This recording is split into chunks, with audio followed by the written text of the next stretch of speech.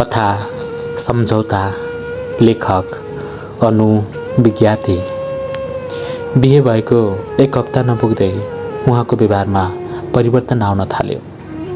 राति अबेर घर आउने, बिहान चाँडो अफिस निस्कने, मसँग कुरै नगर्ने यो क्रम आज 9 महिना बितिसक्दा पनि चलिरहेको छ। उहाँले मलाई श्रीमतीको दर्जा अहिलेसम्म दिनुभएको छैन। लौ तपाईहरू नै भन्नुहोस्, उहाँसँग म कसरी बस्ने? रुबिनाले श्रीमानको व्यवहारप्रति असन्तुष्टि व्यक्त गर्दै छुट्टै बस्ने वातावरण मिलाइदिन आग्रह गरिन्।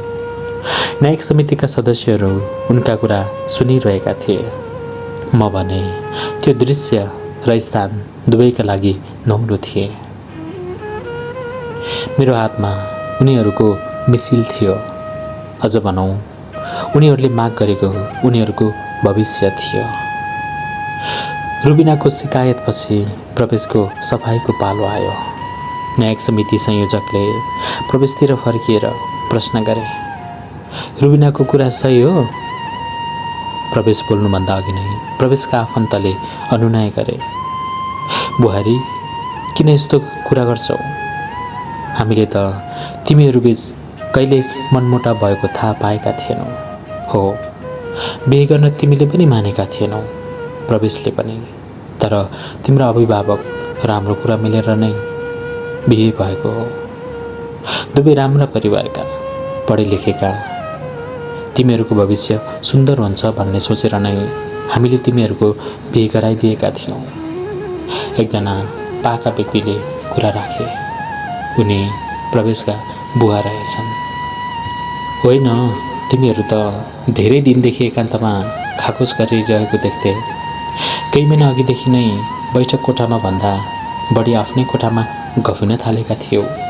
यसले त तिमीहरूको सम्बन्ध झन् गाढा भएको सङ्केत गर्छ, होइन र? तर आज अचानक अर्की अधवैँसे महिलाले आश्चर्य जनाइन्। उनी प्रवेशकी आमा रहेछन्।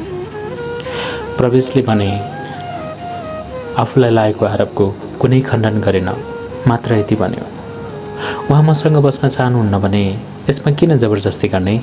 ठिक छ, उहाँलाई छुट्टै बस्ने व्यवस्था गरिदिनुहोस्। के भयो र किन भयोतिर अल्झिएर समय बर्बाद गर्नुभन्दा उहाँको माग बमोजिमकै न्याय दिलाइदिनु, दुवैको टन्टै साफ। प्रवेशको ग्रिन सिग्नलवाला जवाफ आए लगतै पुनः छुट्टै बस्ने व्यवस्था मिलाइदिन रुबिनाले थप आग्रह गरिन्। न्यायिक समिति संयोजकले रुबिनाको माग सम्बोधन गर्दै भने, कहिलेकाहीँ जानी नजानी मान्छेबाट गल्ती हुन्छ, कमी कमजोरी हुन्छ। यस्ता कमी कमजोरी सुधार्न हामीले एकअर्कालाई मौका दिनुपर्छ। यसरी बिहे गरेको 9 महिनामा नै श्रीमान श्रीमतीको सम्बन्ध विच्छेद गर्दै जाने हो भने त यो गाउँका धेरैजना एकल भइसक्नुहुन्थ्यो। त्यसैले दुवैले दुवैका कमी कमजोरी सुधारेर अब नयाँ सिराबाट जीवन जिउनुपर्छ। लौ भन्नुहोस्, कसले के बानीमा सुधार ल्याउनुपर्छ? हामी त्यही लेखेर तपाईँहरूको सहमति गराइदिनेछौँ। संयोजकको कुरामा कसैको केही प्रतिक्रिया आएन। दुवै चुपचाप बसे। समितिका अर्का सदस्यले पुनः दोहोर्याए, सुधार गर्नुपर्ने बानी त भन्नु भएन त दुवैले, कि दुवैको छुट्टिने बहाना हो यो? अझै पनि दुवै बोलेनन्। रुबिनाकी आमा र प्रवेशका बुवाआमा उनीहरूलाई मिलेर बस्न अनुनय गरिरहेका थिए। मात्र 9 महिना भएको छ बिहे भएको, त्यत्रो खर्च भएको छ। आज तिमीहरू छुट्टिएर बस्दा जोरीपारीले के भन्लान्? समाजले के भन्ला? हामीलाई मुख देखाउन नै गाह्रो हुन्छ। उनीहरू सम्बन्ध बचाउन खिटखिटाइरहे। तर प्रवेश र रुबिनालाई त्यो कुराले कतै छोएन। धेरै समय न्यायिक समितिका सदस्यहरूले उनीहरूलाई मिलेर बस्न सम्झाए। उनीहरूका अभिभावकले पनि छुट्टा छुट्टै कोठामा लगेर निकै बेर सम्झाए, बुझाए। तर कसैको केही सिप चलेन। बिहे गरेको 9 महिनामा नै, त्यो पनि आफ्नै राजी खुसीले सम्बन्ध तोड्दा हामीले किन अंश दिनुपर्ने? बस्दै नबस्ने हो भने जाऊ, तर अंश दाबी गर्न पाउँदैनौ। सम्बन्ध बचाउन नसकेपछि सम्पत्ति बचाउनतिर लागे प्रवेशका बुवा आमा। रुबिनाले मुख खोल्नु अघि नै प्रवेशले भन्यो, उनको भाग त दिनै पर्छ नि, कहाँ त्यसो भनेर हुन्छ। आजकलका केटीको भर हुन्न, राम्रोसँग नचिने बिहे गर्दिन, बरु बिहे गर्ने खर्च त मलाई दिनुहोस्, म अस्ट्रेलिया जान्छु भनेकै थिएँ। त्यो बेला त्यत्रो खर्च कहाँबाट ल्याउनु भन्नुभयो। जान दिएको भए यति बेला डलर थाप्ने बेला हुन्थ्यो। खुब त्यति पैसाले त बिहे हुन्छ भन्दै बिहे गराइदिनु भयो। अब तिर्नुहोस् उल्टै। पैसा पनि गयो, मैले अस्ट्रेलिया जान पनि पाइनँ। सबै दोष बुवा आमालाई खन्याए। रुबिनाको न्यायको लागि ऊ अघि सरे। न्यायिक समितिका सदस्यहरू मुखामुख गरे। सम्बन्ध सकिएपछि सम्पत्ति बचाउनेतिर नलाग्ने पहिलो केस थियो। सायद त्यो उहाँहरूको लागि। प्रवेशका बुवा आमा छोराको कुरा सुनेर जिल्ल परे। तैँले कमाएको छ भने दे, हामी त हाम्रो सम्पत्ति दिँदैनौँ। जब घरजम हुँदैन भने अर्काको सम्पत्तिमा के आँखा लगाउनु। निकै बेरपछि प्रवेशका बुवाको वाक्य फुट्यो, हामीसँग त्यति सम्पत्ति कहाँ छ र? जे जति छ त्यो पनि मेरो माइतीले दिएको, त्यो म कसैलाई बाँड्नेवाला छैन। आमाले अड्डी लाइन्। फेरि पनि रुबिनाले मुख खोल्नै परेन। मम्मी, यही मिलेर खुरुक्क नदिए बेकारमा अड्डा अदालत आउनुपर्छ। समाजमा इमेज अझै खराब हुन्छ। उति नै पैसा सकिन्छ र अन्तिममा सम्पत्ति पनि दिनैपर्छ। यति झन्झट बेहोर्नुभन्दा त खुरुक्क उसको भाग दिउँ। फेरि पनि प्रवेशले सम्पत्ति दिनुपर्ने कुरालाई जोड दियो।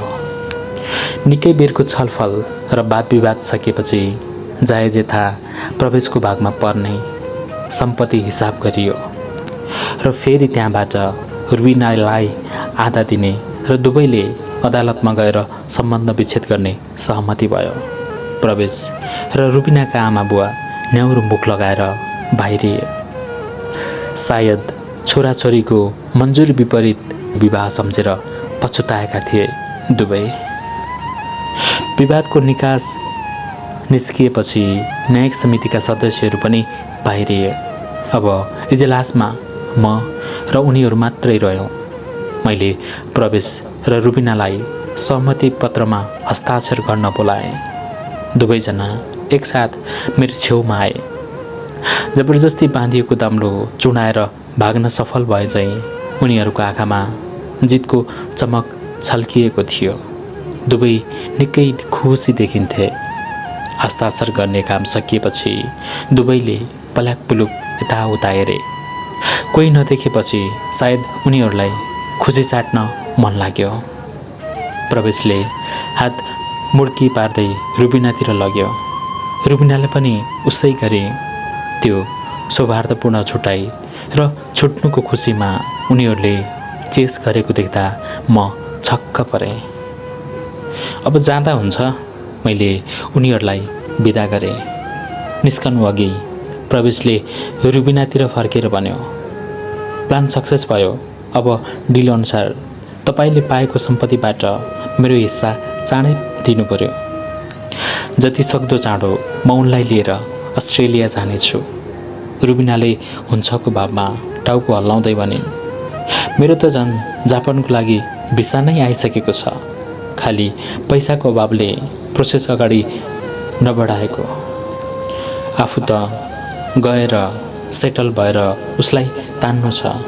पैसा कमाएर फेरि पनि दोस्रो डिल अनुसारको पैसा तपाईँलाई फिर्ता गर्नु छ। यता डिभोर्सको कागज नबनाई उता बिहे दर्ता गर्न मिलेन। धन्न, आज सबै भने जस्तो काम भयो। अब भने बल्ल आफ्नो जिन्दगी जिउन पाउने कुरामा दुवै ढुक्क भए।